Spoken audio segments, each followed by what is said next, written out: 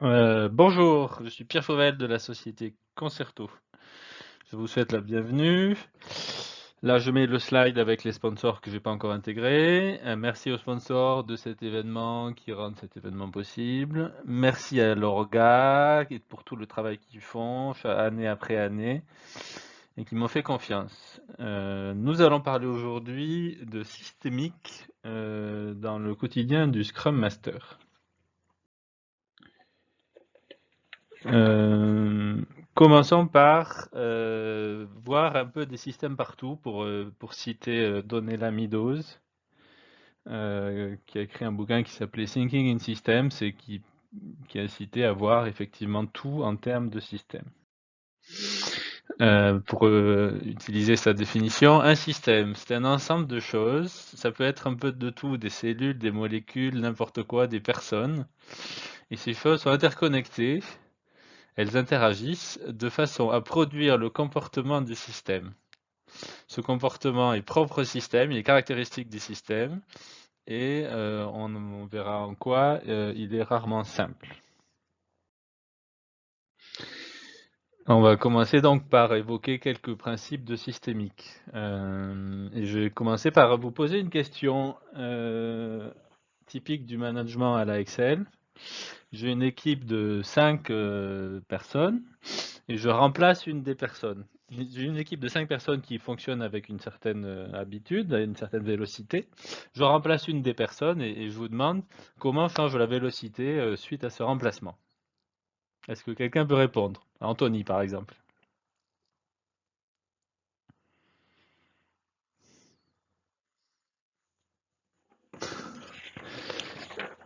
Elle baisse au début. Alors, effectivement, il y a une première chose à dire, c'est on crée un changement dans le système, on le verra. Il y a toujours une période de confusion et donc à la baisse au début, ça paraît être un élément de la réponse, mais ça suffit pas. Il y a deux extrêmes. Soit la personne qu'on remplace est un stagiaire pas très intégré, il parle qu'au Scrum Master qui lui file les choses, il interagit pas trop avec les autres. À ce moment-là, son remplacement posera pas de difficulté. Soit au contraire, on remplace quelqu'un qui est un peu la plaque tournante de l'équipe au niveau information, au niveau énergie, etc., par quelqu'un de beaucoup plus effacé. Et à ce moment-là, même durablement, la dynamique de l'équipe peut être affectée. Tout ça pour dire que ce qui compte, ce qui rend déterminant ce changement d'équipier, ce sont ces interactions avec le reste de l'équipe. Et le principe d'un système, j'ai pris par exemple l'exemple du puzzle, c'est qu'un puzzle, c'est plus qu'un tas de pièces de puzzle. Un puzzle, c'est des pièces qui sont imbriquées, qui se renforcent, qui prennent sens, qui fabriquent une image globale et qui structurent le puzzle de façon à ce qu'il y ait une cohésion, etc. Tout dans le système vient des interactions entre les parties. Prenons un autre exemple. Donc, j'ai un product owner qui rédige des user stories parce que c'est ce qu'on lui a dit qu'il fallait qu'il fasse et il les met dans un backlog. Jira, par exemple. Soyons fous. Et le problème, c'est que ces user stories sont consommées par l'équipe. Elles sont sélectionnées en sprint planning, etc. Et puis elles sont consommées, mais pas à la même vitesse, pas aussi vite. Donc on fait un stock de user stories dans le backlog. Et comme les bananes, les stocks sont périssables. Si vous écrivez une user story et que vous la regardez une année après, vous vous souviendrez pas de pourquoi vous l'avez écrite ou des petites subtilités qu'il pouvait y avoir et vous serez obligé de refaire comme ça m'est arrivé, les ateliers qui ont amené à cette user story. Donc c'est un problème, ce stock. On a bien cette notion dans la systémique de stock, de grandeur, avec des flux entrants qui augmentent le stock et des flux sortants qui diminuent le stock. Et pour améliorer cet exemple des user stories produites en trop grand nombre, on introduit la cérémonie de grooming, backlog grooming, c'est-à-dire qu'en milieu de sprint, on se réunit, on regarde le backlog et on dit au product owner, bah écoute, on en a pour 2 mois ou 3 mois d'avance de user story, tu peux arrêter d'en rajouter. Ralentis un peu, enfin arrête d'en rajouter parce que de toute façon ça les fait trop à l'avance. Fais d'autres choses, fais des ateliers de fond, et du coup on introduit un retour par le système à l'élément product owner pour lui dire ralentis. Et c'est ce qu'on appelle la rétroaction négative. Il y a une partie du système qui pousse quelque chose vers une autre partie du système et cette autre partie lui fait comprendre que il faut qu'il ralentisse cette production. Négatif, ça ne veut pas dire que c'est pas bien. Ça veut dire que ça va dans le sens de la diminution. On va examinons un autre exemple en sens inverse. On constate sur un projet que la date d'atterrissage est trop loin. Ça nous fait atterrir en juillet, on pensait décembre de l'année d'avant, c'est beaucoup trop loin. Donc on va augmenter la taille de l'équipe. Du coup, l'équipe devient plus grosse, trop grosse. Elle est déstabilisée, elle perd du temps, les cérémonies sont longues, ennuyeuses et moins efficaces. Et la date d'atterrissage, elle ne se rapproche pas, elle s'éloigne encore plus. Donc on va encore augmenter la taille de l'équipe, etc. Bon, c'est un exemple caricatural, mais c'est un exemple de cercle vicieux où euh, le système incite à continuer d'augmenter quelque chose. Et ça va vers, c'est ce qu'on appelle positif. Ça ne veut pas dire que c'est bien, ça veut dire que on est sur de l'augmentation.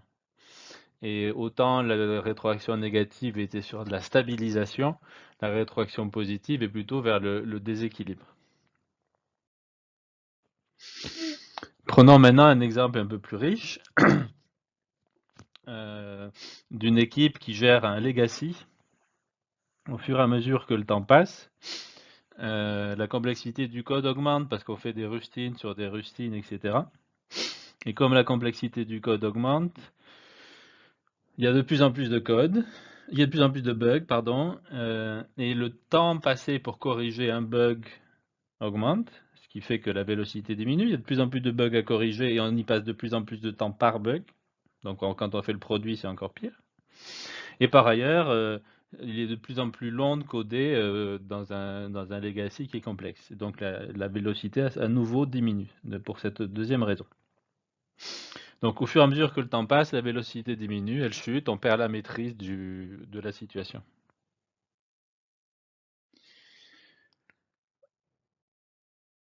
Ce qu'on peut souhaiter dans ce cas-là, c'est que, par exemple, en examinant le nombre de bugs et le temps passé par correction de bugs, il y ait une espèce de sursaut et qu'on décide un investissement en termes de qualité. On va introduire du refactoring, on va introduire de l'automatisation des tests de non-régression, on va introduire des revues de pair. Comme je vais automatiser la non-régression, je vais pouvoir faire le refactoring dans de bonnes conditions. Le refactoring va me permettre de réduire la complexité du code. Les revues de pair vont me permettre de trouver des bugs et aussi de réduire la complexité du code en faisant du refactoring en pair. Donc ces différents dispositifs de qualité qu'on introduit vont modifier le fonctionnement du système en termes de complexité du code et du nombre de bugs. Il est en gris au lieu d'être en blanc. Et de fait, la baisse de vélocité qu'on constatait suite à cette augmentation, elle va être tempérée. La vélocité baissera moins, ne baissera plus. En revanche, ce dispositif va avoir un coût et donc va lui-même faire diminuer la vélocité. Mais l'équilibre entre le coût de l'investissement de qualité d'une part et la diminution de la perte de contrôle de la situation d'autre part fait que, au global, c'est un bilan qui est positif.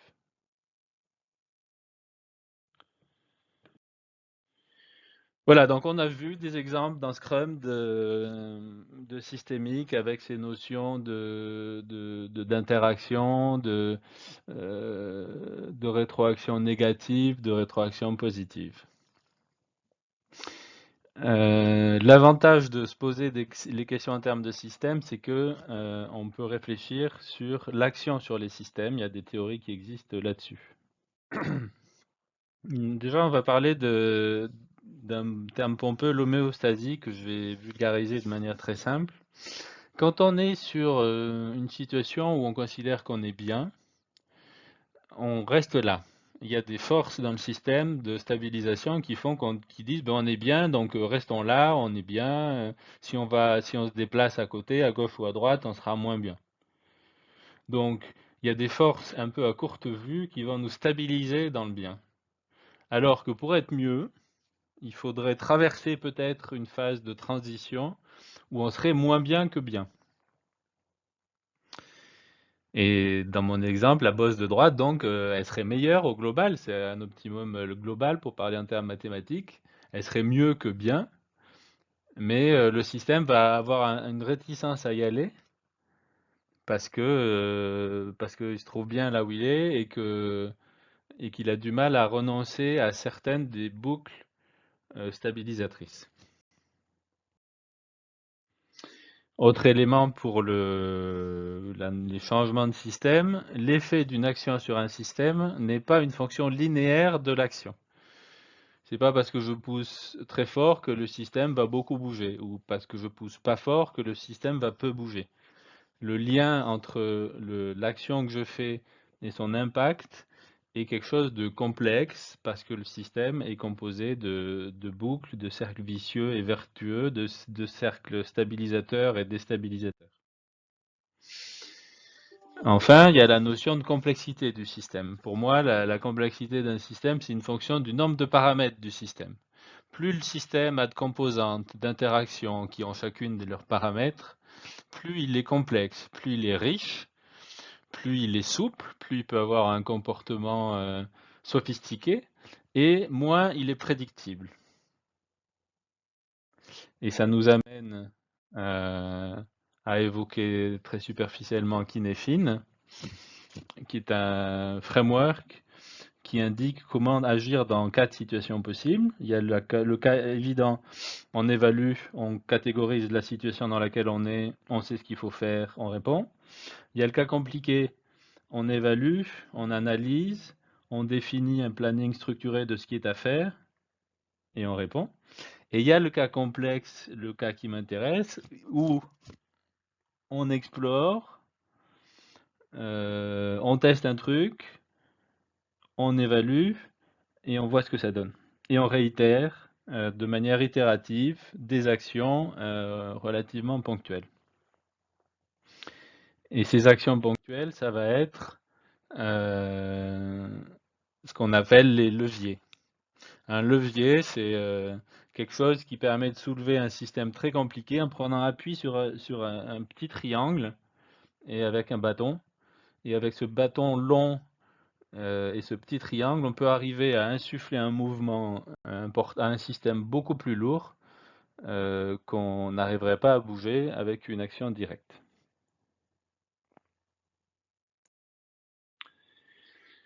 Dans son livre, Donella Meadows évoque 12 leviers possibles.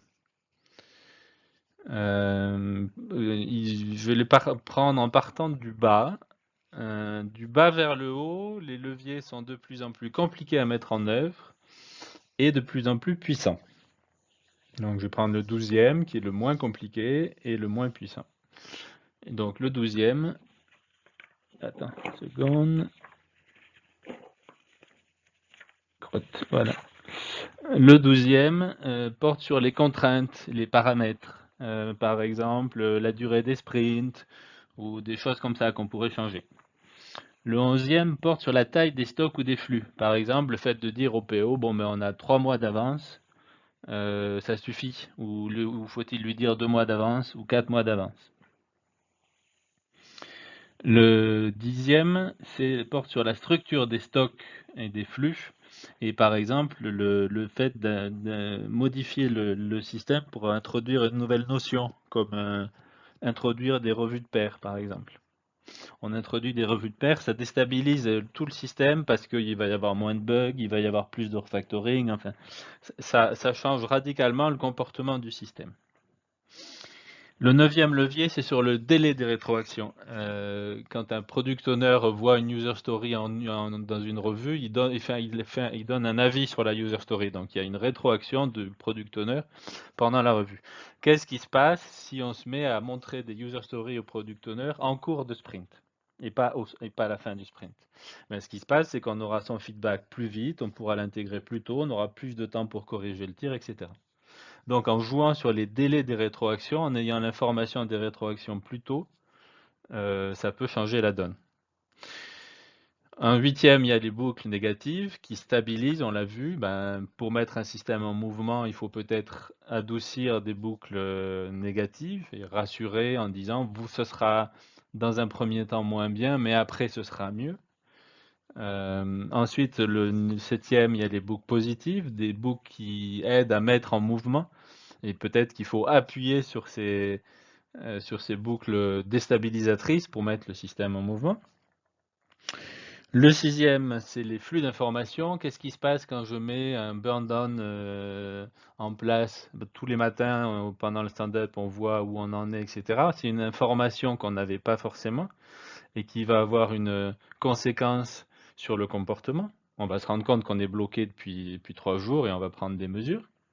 De même, un burn-up de release et qui permet de calculer une date d'atterrissage. On se rend compte que la date d'atterrissage est incompatible avec les contraintes. Qu'est-ce qu'on fait? Qu'est-ce qu'on déscope? Comment on s'organise, etc. Qu'est-ce qu'on simplifie?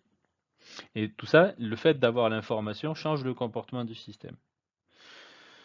Après, on peut mettre des règles, par exemple definition of done, definition of ready, et puis ensuite on arrive vers des notions un peu plus subtiles, comme par exemple l'auto-organisation. Stimuler les rétrospectives pour que le système décide comment il faut qu'il s'organise au mieux par rapport à ses objectifs. Troisième niveau, le troisième levier, c'est l'objectif du système. Introduire une notion d'OKR, introduire une notion d'objectif métier pour l'équipe, n'est pas juste de faire des points et des points et des points. Et si on change ce qui est dans la cible de l'équipe, forcément, on va changer son comportement. On peut changer de paradigme, on peut dire finalement on va arrêter Scrum, on va passer à Kanban parce que la composante maintien en condition opérationnelle est devenue prédominante, etc. Donc on va changer complètement tout ce que l'on perçoit, tout ce que l'on mesure, etc. Et on peut même aller au-delà des paradigmes pour changer à des niveaux encore plus profonds.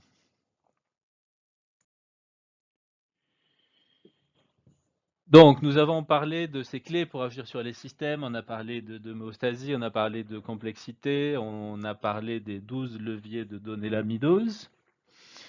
Maintenant, nous allons passer à un type de système particulier, c'est les systèmes entre humains. Prenons un exemple. La vertu de la confiance du PO en l'équipe. On est à la fin du sprint. L'équipe demande de la valeur. Ça se passe bien, la démo a été bien préparée, tout est huilé, tout est nickel, le product owner est content. Du coup, il se passe quelque chose, c'est que le product owner se dit mais en fait, on va y arriver. Ce projet va être un succès, ils avancent bien, ils bossent bien, ils sont impliqués, ils sont engagés, ils prennent mes retours en compte. Je commence à avoir confiance dans le projet. Du coup, comme le PO commence à avoir confiance dans le projet, les négociations entre le PO et l'équipe sont plus faciles. Et paradoxalement, le PO va lâcher du lest sur des choses du fait qu'il croit que l'équipe va y arriver. Et ça va permettre à l'équipe de faire ce qu'on appelait dans le temps du design to cost, c'est-à-dire bah, on va proposer au PO en disant si on fait 3 écrans simples enchaînés, c'est beaucoup plus simple et beaucoup plus maintenable qu'un écran complexe. Donc on te propose de faire plutôt 3 écrans simples que ce que tu avais imaginé. On est en sprint planning, hein, dans la phase de négociation avec le PO. Et comme le PO a confiance, ils disent bah il lâche, il accepte la proposition de l'équipe. Du coup, l'équipe arrête de gérer des choses compliquées parce qu'elle elle arrive à faire passer ses idées et son design pour avoir un design le plus simple et le plus maîtrisé possible. Et du coup, ça marche. Et du coup, elle démontre elle démontre de la valeur lors de la démo suivante. Et le PO est toujours plus satisfait et il a toujours plus confiance, etc., etc. Donc c'est un exemple où la perception qu'a quelqu'un, donc le PO, de la performance de l'équipe a une incidence sur le projet. Parce qu'au final, on aura une base de code plus propre, plus simple et mieux structurée, etc. Donc la pure perception par le product owner de ce qui se passe, et c'est lié à la qualité de la démo, va avoir une incidence sur le produit. Autre exemple. Donc je suis un membre de l'équipe et je participe à la rétro, mais en général je dis rien parce que je suis un peu timide.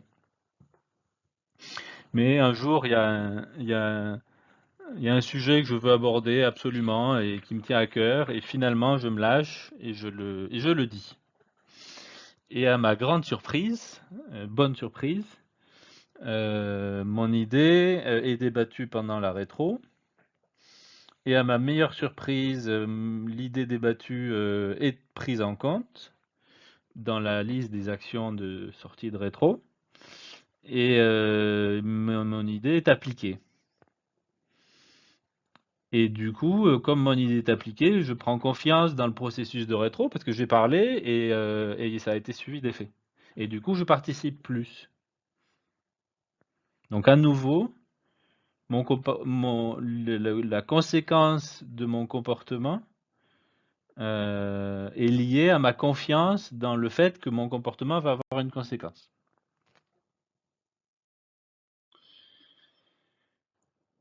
Si je reprends un extrait du Scrum Guide, dernière version. The Scrum Master is accountable for the Scrum team's effectiveness. Le Scrum Master, on tient compte non, le Scrum Master est responsable, on va dire, de l'efficacité de l'équipe Scrum. C'est assez fort comme phrase, en sachant que l'équipe Scrum, elle est censée être autonome. Bon, le Scrum Master en fait partie, mais les équipiers en agile, on les imagine aussi autonomes que possible. Ça me fait penser à une mission que j'ai faite où les consignes que j'avais du management, c'était rend l'équipe autonome. Alors au début, ça marchait pas très bien parce que il y avait des choses à faire et j'avais peur qu'ils ne les fassent pas d'eux-mêmes. Donc je les faisais. Par exemple, monter le burn-up de release. Et comme je faisais le travail, évidemment, ils ne le faisaient pas. Du coup, ça me confortait dans mon idée qu'ils n'allaient pas le faire puisqu'ils ne le faisaient pas. Mais au bout d'un moment, j'ai fini par comprendre et j'ai fait le pari qu'ils allaient faire certaines choses que je leur avais indiquées. Donc, je ne les faisais pas. Je ne me suis pas occupé de l'instrumentation du code pour la supervision par les outils de supervision. Comme je ne le faisais pas et que c'était à faire, ben, ils le faisaient. Et donc, ils me confortaient dans mon idée qui était qu'ils allaient le faire. Donc en gros, c'est mon idée de départ. Est-ce qu'ils vont au début, soit je pense qu'ils vont pas le faire, soit je pense qu'ils vont le faire, qui a des conséquences sur mon comportement, et mon comportement a des conséquences sur le reste du système. Et donc mon idée de départ se concrétise, se réalise dans le système. C'est la prédiction autoréalisatrice. J'ai mon scénario, je veux me prémunir pour ce scénario, je veux gérer ce scénario, et dans ma gestion de ce scénario, je fais naître le scénario que je voulais éviter.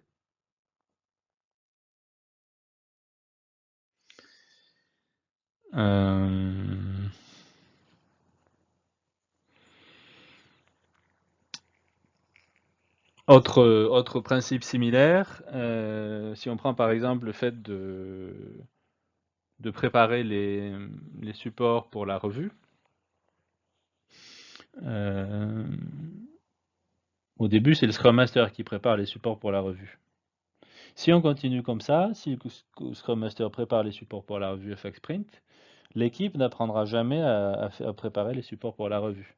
Et donc l'équipe aura besoin du Scrum Master, ne serait-ce que pour préparer les supports pour la revue. Moi j'ai vu dans le contexte dont je vous parlais, des équipes qui étaient autonomes, qui se débrouillaient sans Scrum Master pour préparer les supports pour la revue. En caricaturant, moi j'aurais tendance à dire qu'au bout de 3-4 mois, les choses devraient pouvoir se passer sans Scrum Master, ou alors avec un Scrum Master qui intervient beaucoup moins, ou un Scrum Master qui intervient sur plusieurs équipes.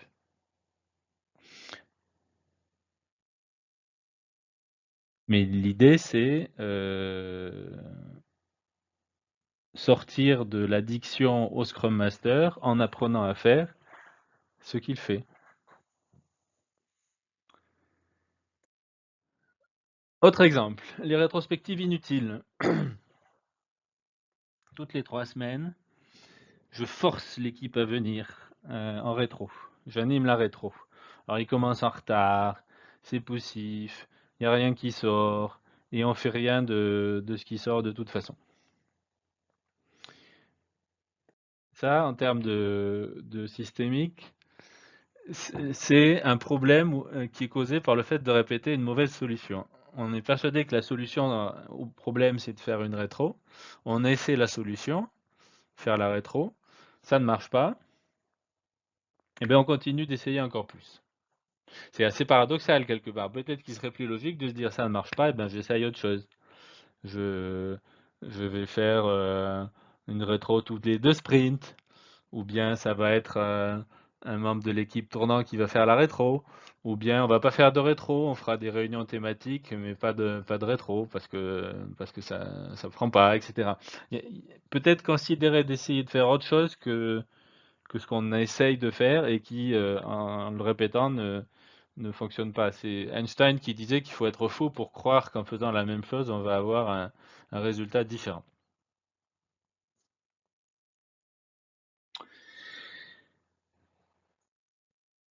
On a parlé des systèmes interhumains, entre humains. On va aller regarder un peu une vision systémique à l'intérieur des êtres humains. Donc là, je vous représente la courbe de productivité semaine après semaine d'un de mes collègues, qu'on va appeler T. Donc semaine 1, pas top, semaine 2, super, semaine 3, pas top, semaine 4, super, semaine 5, pas top, etc. Donc bref, les semaines impaires, il est pas top, et les semaines paires, il est top. Et quand je regarde T, c'est difficile de deviner la raison. Mais en fait, T, c'est un système, il a plein de notions, il a des enfants et il a divorcé. Et comme il est divorcé, il a les enfants une semaine sur deux. Et les semaines où il a les enfants, sa productivité, elle est moins bonne. Et il rattrape les semaines où c'est son ex-épouse qui a les enfants. Mais ça, on peut pas le savoir en regardant Timothée. Merde, je dis son prénom. Voilà. Donc, chaque personne, il faut le voir comme un système, et un système composé d'éléments qui interagissent et des éléments qu'on ne connaît pas forcément. Le problème d'un système complexe, c'est qu'on ne voit pas toute la complexité qui le compose, donc on ne peut pas prévoir parce qu'on ne sait pas ce qui se passe à l'intérieur, on ne connaît pas la mécanique. Autre exemple, chez Concerto, on a quelque chose qu'on appelle pompeusement la supervision, où chacun peut avoir accès à un coach qui l'aide à se remettre en question et à évoluer. Donc je prends un exemple d'une supervision où la personne souffrait à la fois du syndrome de l'imposteur, donc il ne se sentait pas à la hauteur de ce qu'on attendait de lui, avait envie d'être obéi, parce qu'il était animateur d'un groupe, et il avait un besoin de reconnaissance du groupe. Et donc ces trois composantes-là sont contradictoires. on a envie d'être obéi, mais si on se perçoit comme un imposteur, on se dit mais je ne suis pas légitime pour être obéi, donc je ne serai pas obéi. Et puis si on se perçoit comme un imposteur, on aimerait bien avoir de la reconnaissance, mais on ne va pas avoir de reconnaissance puisqu'on est un imposteur, enfin, etc. Donc le deuxième point que je voulais évoquer avec vous, c'est que chacun est paradoxal parce que chacun est un système composé d'éléments qui sont en concurrence les uns avec les autres, qui à tour de rôle essaient de prendre le contrôle, le prennent à tour de rôle, mais comment on peut dire, la séquence vue de l'extérieur peut être paradoxale et incompréhensible, parce que nous sommes des systèmes.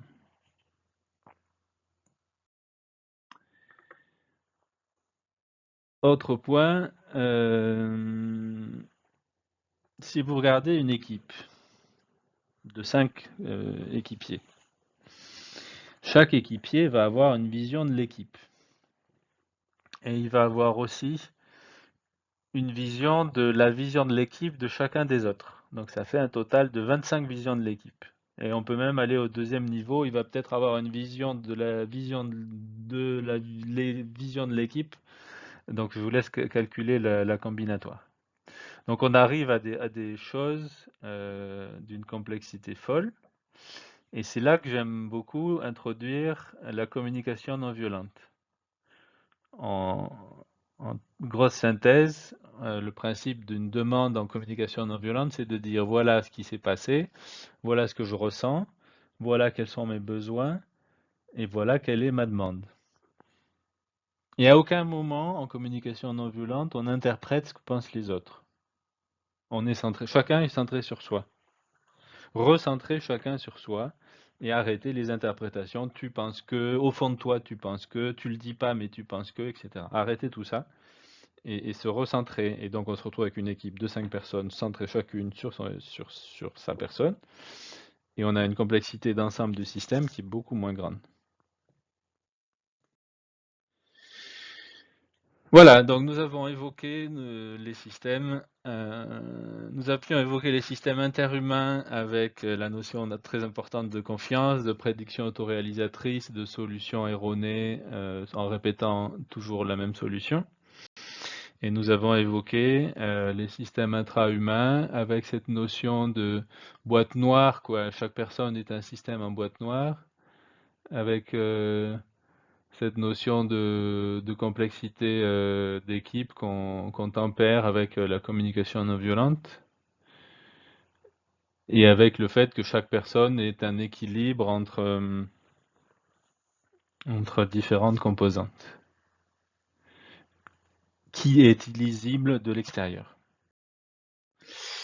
Dernier système que je voulais évoquer avec vous, le système dans lequel nous sommes. Donc je suis en train de vous parler, donc il y a moi, il y a vous. Vous donnez un écho en réagissant à certaines des choses que je dis ou pas. Et j'enregistre cet écho, il tempère un peu mon appréhension et ça se voit sur mon image. Et en voyant mon image et ma posture, vous ajustez votre écho. Et ça, c'est le présent. Et par le passé, il y a eu le choix du sujet, sujet un peu plus ambitieux que d'habitude pour moi, qui a augmenté mon appréhension, mais qui me laissait espérer de faire une conférence plus intéressante. Et comme le sujet était plus difficile, je peux être plus préparé que d'habitude, donc ça a peut-être un peu tempéré mon appréhension, etc. Voilà, je vous remercie. Il nous reste pas mal de temps pour des questions ou des réactions. Qui veut réagir ?